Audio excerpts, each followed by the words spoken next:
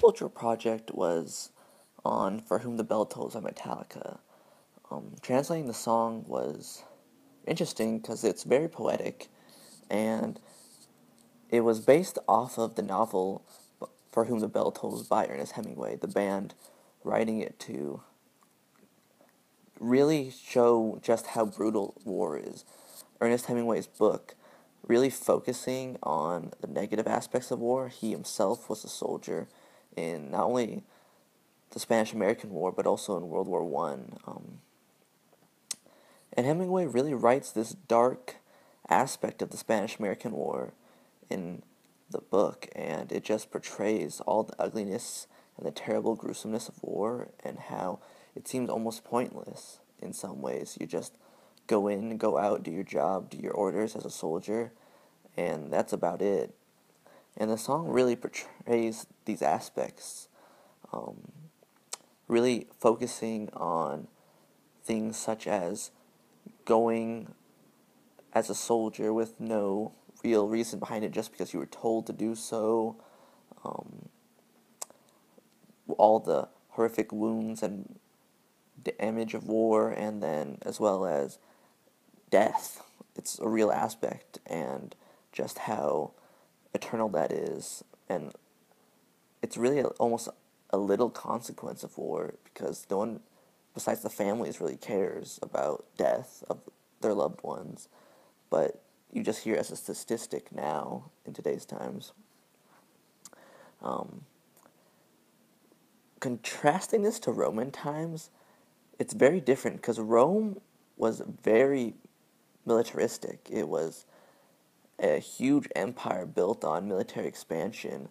They praised heroes such as Caesar and Augustus for their military campaigns, writing odes and epics about their conquest, or you have these myths such as the Iliad that really focuses on these heroes, these military heroes, or these warrior image, really praising and uplifting them up. And you really see this even in the transition from the Greek to the Roman times. The Roman gods and the Greek gods are pretty similar, and the Greek gods all have these various aspects of their being, um, with really only Ares being a warrior figure in every aspect.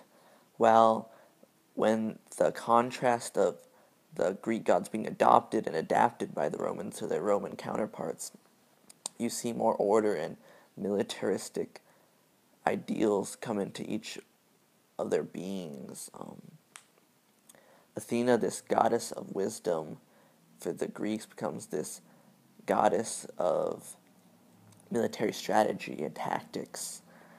Um, Zeus becomes not only this king of the gods who is very powerful and but also a warrior, which is really unique when focusing on the elements because the transition today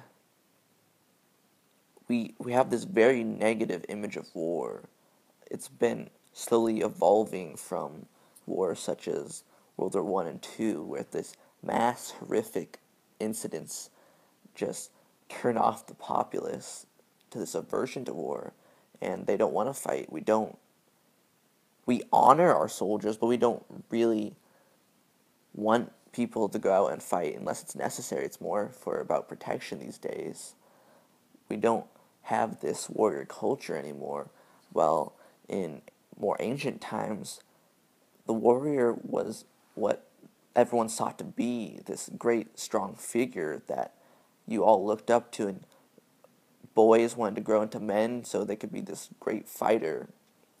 All these ancient stories and novels, these epics about these legendary warrior figures and their accomplishments fighting off some unbelievable task. And just researching this and seeing the complete disparity in these two modes of thinking and the change over time was really interesting. Because I feel like this song is really apropos in the way that it describes war in a modern era. And the Romans, it'd probably be more worded to be a battle epic, but today it's this warning, and that's just really unique looking at the contrast over time.